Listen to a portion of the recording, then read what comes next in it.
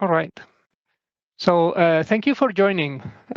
Just notice before we begin is that we are going to be recording this session. I think that applies mostly for me and Sofia because we are the ones speaking, but we will be sharing the video. Okay, so you will be able to go back and view it again, or maybe for the questions at the end. If you post any questions on the chat, then we will try to address them at the end of the presentation. We have reserved 15 minutes to do that. Okay, so I'll just go ahead and begin. My name is Felipe, and I am here with Sofia. We are both software managers here in Amazon in the Madrid Tech Hub. And we are both in the same team. We, in fact, lead a team of about 15 people, and that includes engineers and scientists and other roles, a business intelligence engineer, and from time to time some other roles. So it is a mixed bag of people with different profiles. We are also quite diverse, I think, and we have people from all over the world. I think Sofia is, in fact, from Argentina, and she in fact moved to Madrid to join Amazon and the team. What I'm going to do in this presentation today with Sofia is that we are going to present a little bit the work that our particular team is doing in Madrid. I think it's important to say that even though we are in Madrid, most of the work that we are doing is for retail worldwide. And that applies not just to our team, but most of the teams in the Tech Hub here in Madrid. They are working together with other teams around the world, and everything that we do is deployed worldwide. So it's not specific for the Spanish market. The charter that we have, our scope, is related to improving the quality of the data that we have in the catalog.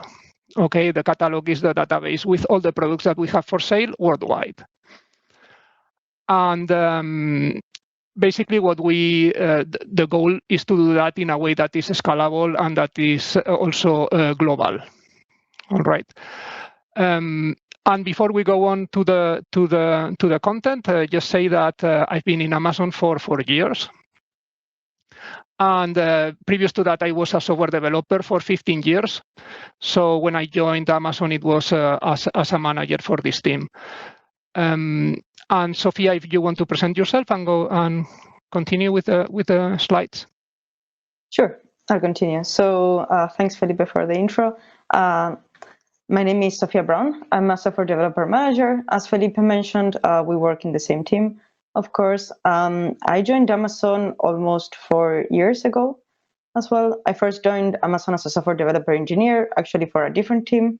After a year and a half, I decided to change teams, and I joined the IDQ team, which is our current team.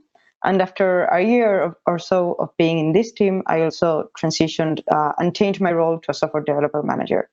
So, I mean, these are all movements that you can do within Amazon. Before that, I worked as a software developer in Argentina, and I worked for different companies. I worked as a freelance developer, and I even founded my own startup. So a bit of everything. Okay, so let's start with the presentation. So today, some of the topics that we will cover is what is the problem space in which our team operates, what is the problem that we're looking at, the challenges that we have, and the tools. So the problem that our team is looking at is data quality. We know that the Amazon catalog is not perfect. We have some defects, and this is mainly because we have a lot of external parties that contribute with information. And this information is not always complete. This information is not always correct.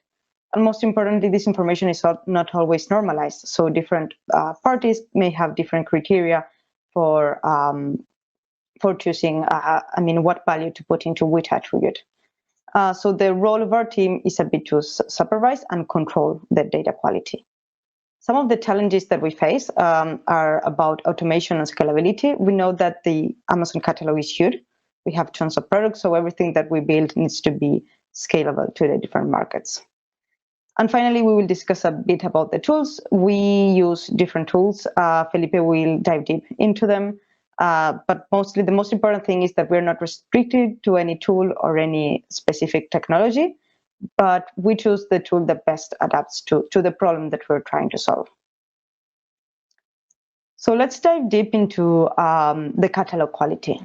So we have we measure quality in different kind of things.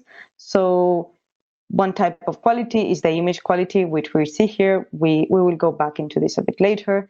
Another type of catalog quality may be that measuring and ensuring that all of the information is complete in the catalog, and also that all of the information is correct, so that the information that customers are seeing is correct.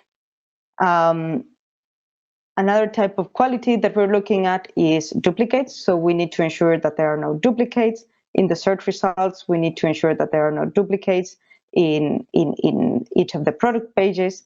That means like color duplicates, for example. And also catalog quality means also operational quality. And this is information that we use internally that may or may not be relevant to customers, but it's really important for our own operations. For example, the package size.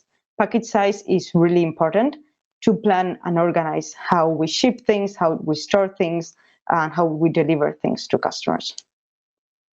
So going back to image quality, I think we have Victor here. Victor is one of our applied scientists in the team. So Victor, a quick quiz for you. Can you tell us these images? Can you name the defects in these images? So the first one has a mannequin. Okay. So mannequins are not allowed in images? Yes. Can you name any other defect? For the first image? No, for any of the others. I mean, the first one is a mannequin. That's a defect. That image is defective. So the third one contains something like a purse. I don't clearly see the image, but contains a product, a part of the dress. Yeah, but also it has two views of the dress, right? Yeah. So that's also a defect. Like each image should have only one view of the product. Yeah. The fourth one doesn't have white background. Okay, that's easy. And the second one, maybe the pose, but not sure. Okay, so the second one, she's sitting down and she should be standing up. So that's the defect. Okay, you passed the test. So let's look. Thank you, Victor. Let's look at another example. So this is a product page of some Converse All-Star. This is a well-known shoe. And again, here we have several defects. So we can see one, it's really obvious. We already discussed there are two products in the image. I mean, there are two views of the same product. So that's the first defect that we find. Second defect, there are several duplicates. So we can see that this image is the same as this one and probably is the same product as this one. So these three images represent the same product. Also, we have other duplicates as these two. With this one, these also represent the same product. I mean, they are all black size. These two, or actually these three, are also duplicates, and I think these ones are also duplicates. So basically, a lot of sub-duplicates in the page that may cause confusion to the customer because customer will not know the difference between each of them. Another defect that we find is the color name. In the color name, you can read that it says optical white high top, and the color is actually only optical white. High top is a style keyword and indicates a feature from the product itself and does not represent the color. And lastly, in the title, we can read that it says Converse Men's Unisex. So it's not clear if it's for men or if it's unisex. I mean, what's the target audience? Are they the same size? As a customer, I'm not sure if as a woman I can buy these shoes or not. So tons of different confusions. So why is the catalog quality so important? First, we need to be able to measure the defects that we have in the catalog. We need to measure what's the impact on the customer, how it may affect the customer, how it may confuse the customer, and build all kind of reports regarding that. It's extremely important for search relevance. When a customer goes to Amazon, search for something, the search results that appear over there needs to be relevant to what he's searching for. So for example, if a customer searches for red t-shirt, first, all of the search results need to be t-shirts. So that means that all of the products need to be categorized correctly in order for only t-shirts to appear in there. But also, we need to show only red t-shirts. So all of the t-shirts there need to have like the color attribute filled in, and they all need to be red. If, for example, we have a blue t-shirt with the color attribute set to red, that's incorrect. And that blue t-shirt will come up in the search results while that is incorrect. Catalog quality is also extremely important for the filters that appear on the left side of the search results. So if you have used Amazon, you will notice that you have some refinements on the left that allow you to refine your search. These refinements may vary from the product that you're searching, but make reference to color, make reference to style, or next style, whatever is relevant to the search from the customer. And in order to power those filters, we need to make sure first that the information is present, and then that the information is correct. If not, the filters won't work as the customer expects. Catalog quality is super important for customer trust.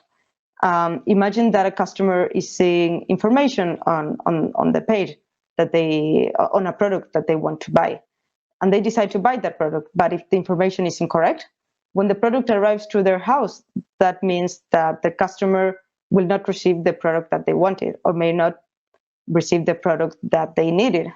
So that harms the trust of the customer. That ends up probably in the customer returning that item and causing a lot of operational cost as well to Amazon.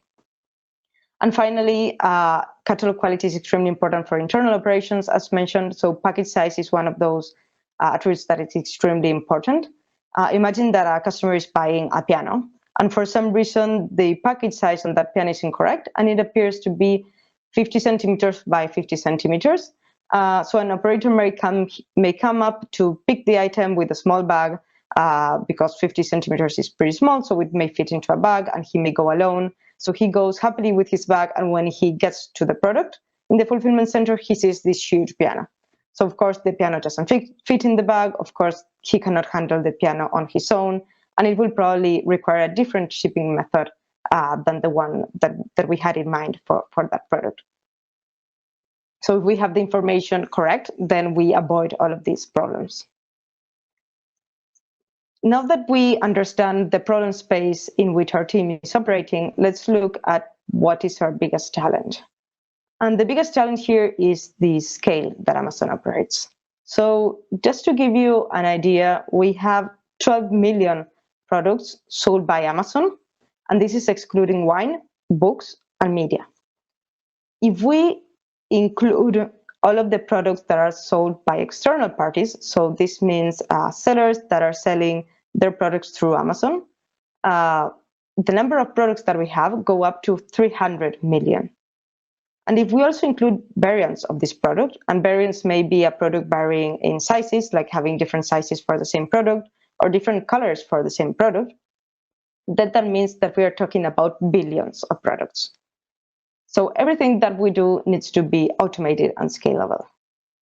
So let's put a small example here. If we have like a small shop and we want to expand to a different market, most probably we will grab all of the products there, we will customize it, we will manually upload a new price for the market that we want to expand, we will make all of the translations, and we can do all of this manually, right? Because in the end, it will just be a handful of products. But again, if we look at the 12 billion, at the billions of products that we have at Amazon, we cannot make this manually. We cannot start uploading prices manually. We cannot start making translations manually. We cannot fix all of these defects in a manual way. So everything that we do needs to be scalable. Everything that we do needs to be automated. So I will hand off to Felipe now, and he will speak more about the tools that we have to solve these problems. Okay, so thank you, Sophie. In this second part of the presentation, what I am going to go through some of the use cases that we are approaching, and also I will talk a little bit about the techniques that we use to solve these problems. I enumerated some of them here. I mean, we use machine learning, deep learning, neural networks. We use classical computer vision tools and statistics. We use other algorithms, isolation forest, for example, we're using to identify outliers. This is something I will comment on later. We use optical character recognition, for example, to read product information from the images. Language processing. In summary, it's really whatever works. It is important to point out that we are radically data-driven. We do not choose one particular technology just because it's cool or because it's exciting or because it's something new. We dive deep into the data and then we choose whatever is the most practical way to fix what we have to fix in a scalable way. It's about performance. It's about cost, because, for example, having a deep learning solution process all the images in the catalog, it's quite expensive compared to maybe some simple pattern matching tool over the titles. So that cost is also part of our design decisions. Okay, and then of course the scalability of the solution is super important. So, Sophie, going back to what Sophie presented earlier, we have here a particular example of the refinements that she was mentioning. These are the filters that are on the left of the slide. They are context.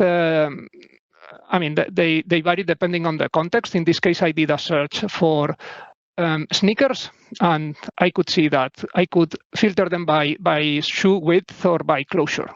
Okay, the closure is whether it has laces or if it has a zipper or something else. Okay, and then also color, which is a very widespread refinement on the bottom.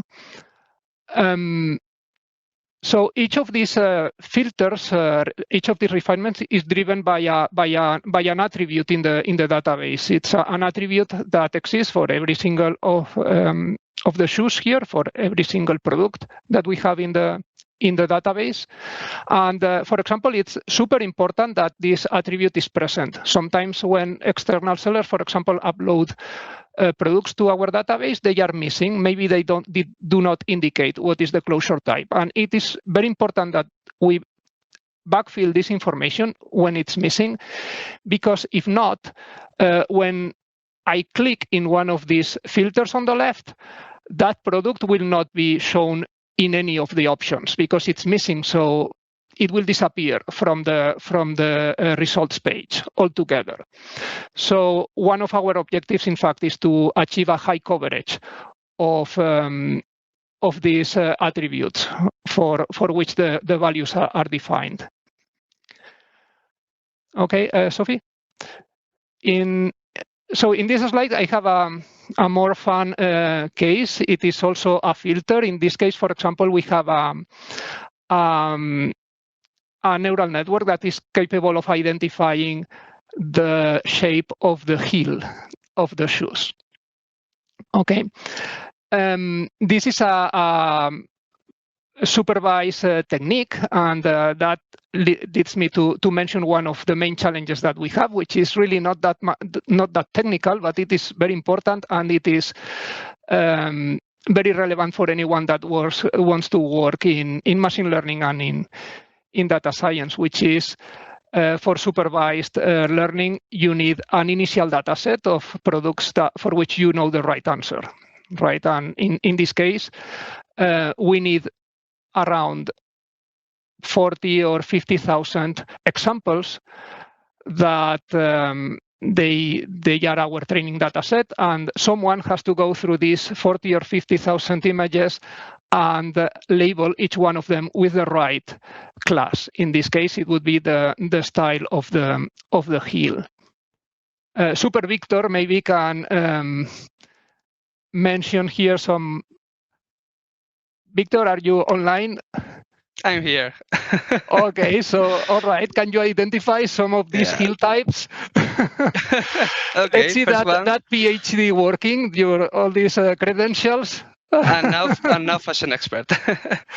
So first one is stiletto, second one is kitten, third one is block, fourth one cone, fifth one is platform. I didn't know that exists. The next one is Luis. Okay, that's quite difficult. Next one is flat, and then finally wedge. All right. Yeah, you know your things. Yes, this was part of the thesis, right? Yeah. Okay. So so Victor does not have to do this. It is not his daily job as a data scientist. We have a team that does that work for ourselves. We also leverage some tools that Amazon has, like Mechanical Turk. I don't know if you are familiar with that, but he does not have to do that. All right, but still, one of the problems that Victor has to face here is, what he can do on the science front to reduce this dependency from these such large data sets. Okay, and he's been working, for example, in some strategies to reduce the data sets, the size of the data sets that we need, with techniques that are maybe semi-supervised learning or active learning, and some other techniques. And if you want, he can provide maybe more details about these things at the end of the presentation. Okay, Sophie. So another problem that we have also is like measuring how these systems perform, and what is how far we can go, okay, with this automation. And so we have systems that we can tune, for example, the precision threshold, the confidence thresholds of the models, and we can make predictions that are accurate to 95% of the cases, for example. But then, depending if we are extremely strict on the precision that we demand from the model, then we are going to be able to make less predictions, because we are going to discard those predictions for which the model is not very confident. Okay, so it comes, it's relevant to ask yourself, how far you can go. What is the right accuracy, for example, that you can expect from a machine learning model? And in this investigation, we are also asking ourselves, how accurate are like humans in doing this same job. Okay, and Victor was able to identify all the hill types in the previous slide. But then, you pick random people, and then how are they able to identify? And in this case that I put here, for example, the one on the left is a clear stiletto, but then on the right is something that is between a stiletto and cone hill. So it's something that is in between, and there is a lot of gray area in these models and in the prediction. So we build the confusion matrix. We know, for example, what are the classes that are most likely to be confused, and then we evaluate the performance, taking all these things into account. We've measured, if you're curious, for example, that our auditors, we have measured the accuracy of the auditors just by checking, for example, how many times they agree with the consensus, because each of these images is audited several times. And like a human that is knowledgeable about the hill types, because we provide guidelines to them, is accurate to 85%, 85% of the times. Okay, so if you put like an army of people to do this work, okay, then the data in the catalog will be correct 85% more or less of the times. And then you will have an error rate which is 15%. Okay. However, with machine learning, we are working with a precision that is above 90%. So the models, in fact, most of the times they perform better than human auditors. Okay, and also they can do this obviously at a much larger scale. No, it's not interns. I can see here as well. It's not the interns who do this audit. It's a specific team that is working on this, and they are hired to do this work. It's not interns, it's not the data scientists, it's not the engineers, and it's definitely not the managers. Okay, Sophie? Another problem that we have, and this is an interesting one. I mean, I'm giving here a hint. For example, I use this in interview questions often because it is a problem that can have many correct answers. Is detecting outliers. This is data that is different, let's say, from the average or from the rest. So, for example, if I tell you that I have a refrigerator that is 5 centimeters high, you immediately know that this is wrong because refrigerators are larger appliances. So it's wrong because it's a deviation from the mean, right? And we are constantly going through the catalog, and we are trying to identify these outliers because they are indicators of potential errors. Here in this example, which is a very weird product, it is a sweater for dogs. You can see right here in the product dimensions that it says that it is like 500 kilometers or 5,000 kilometers. I cannot see the letter is really small, but it is obviously incorrect because the dog does not seem to measure that much. It's just Sofia noticed when reviewing this slide that we also provide this very relevant information, which is that this item does not require batteries. I would also classify that as a defect. Yeah, it's a dragon sweater. That's right. So we have the outliers. For example, we are looking for outliers in some attributes like dimensions or weight or price, right?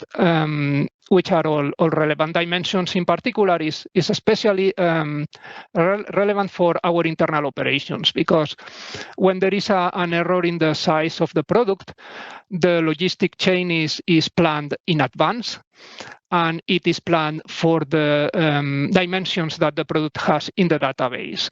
So there are instances, for example, where in the warehouse, one of our associates goes to pick an item, and he goes with a cart that is appropriate for the item. And then when he gets there, he sees, I don't know, something big like a piano, and he cannot put that in the bag that he's carrying. And it is not possible to replan this on the spot easily. So sometimes the orders are cancelled. Okay, because for something that is as big as a piano, you need a special, like a special truck, and you need like tools to carry that thing around. So dimensions in particular, as I mentioned, are extremely important for our internal operations. Price, as you can imagine, is extremely important for everyone. And outliers in prices are also something that we track. It can even, for example, be indications of counterfeit items, like if there is a gold watch with a extremely low price, I mean, that's a suggestion that's really not gold. So there are also filters to identify those things. Okay. Sophie? All right, and then I wanted to finish this presentation by conveying how fun it is to work here in Amazon. And I have put here some of the pictures. We have a very international team, and we work with teams all over the world, and we have some opportunity from time to time to travel a little bit, and we've gone to quite a few places. This is completely optional. I want to also say that. But we've had our share of fun. Sofia here, for example, I don't know if you can see the lower right picture, but we did an axe throwing contest, and she won. Of course. All right. So I would like to open up now the time for questions. We have some questions.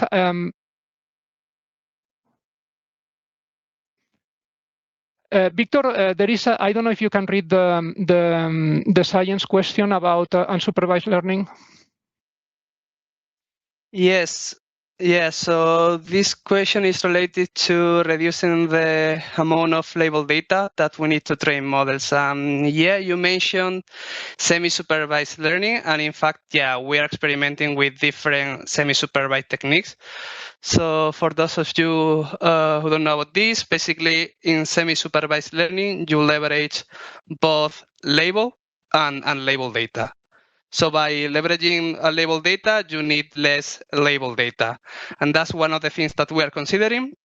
We have also considered unsupervised learning. There have been published a couple of techniques recently, but in our experience, they didn't work well, but because our problem is problem of fine-grained classification. So we have to distinguish between images according to very specific details in the image, like, for example, heel in this case, but in other cases, we have to distinguish between products according, for example, to neck or, particular features that cover a very small area in the image. And in our experience, these unsupervised techniques do not work that well for that particular kind of problems. Fine-grained classification, they work where when you try to distinguish maybe between, I don't know, a dog, a car or something like that.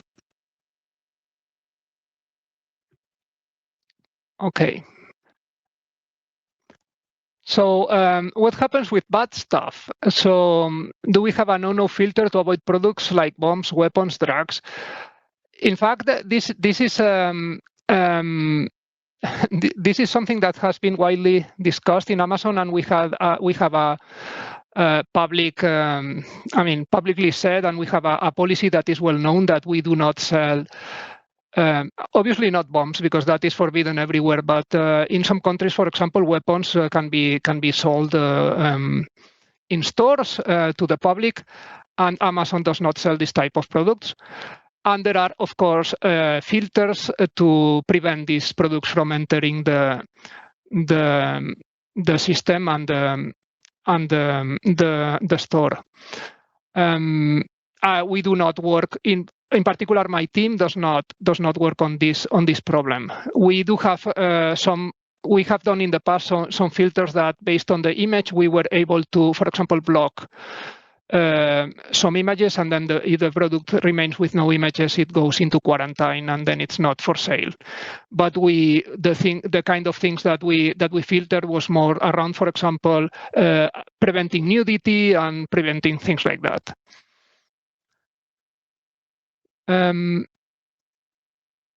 So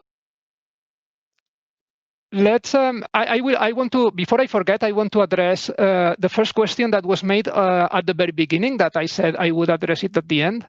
It is about roles that are opening in Madrid. I cannot foresee exactly what are the roles that are being open, but I can tell you that there is a wide diversity of technical roles. We have data scientists, we have business intelligence engineers, we have technical program managers, we have software engineers, we have research scientists, applied scientists. So there is a wide diversity of roles.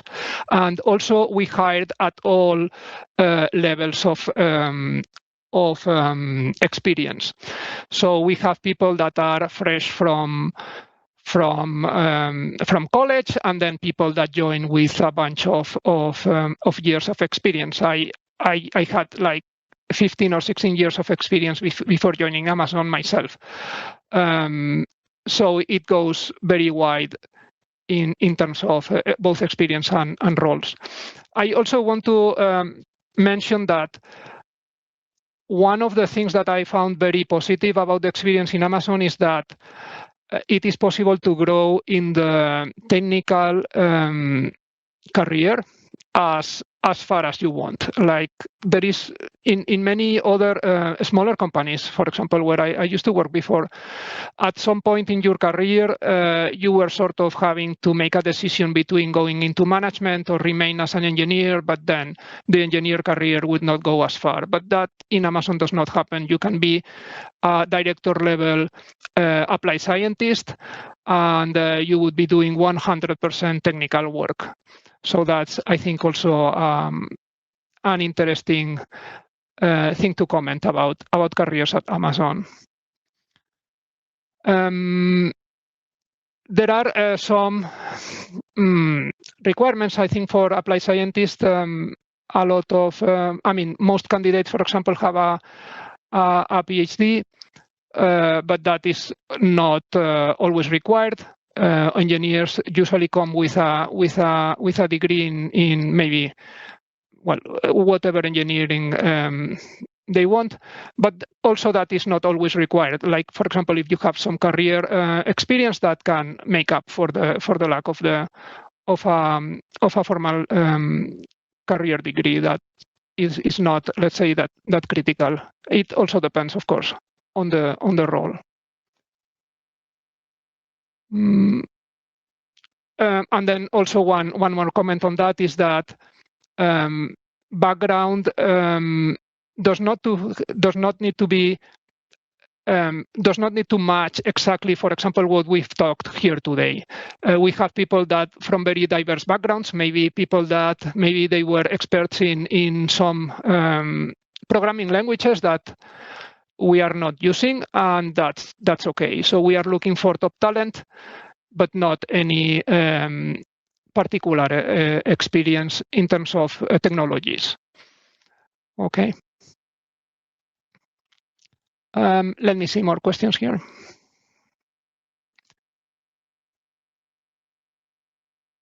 Let me go back. Sorry for that.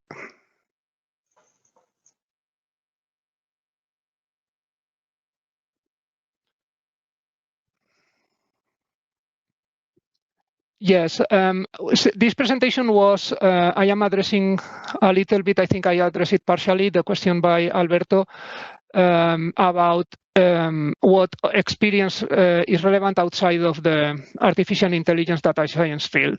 A lot. Like this particular session today, I wanted to focus a little bit on the science part. Just to give maybe an angle that is different from the other sessions, but we have like 3 applied scientists and we have 10 software developers.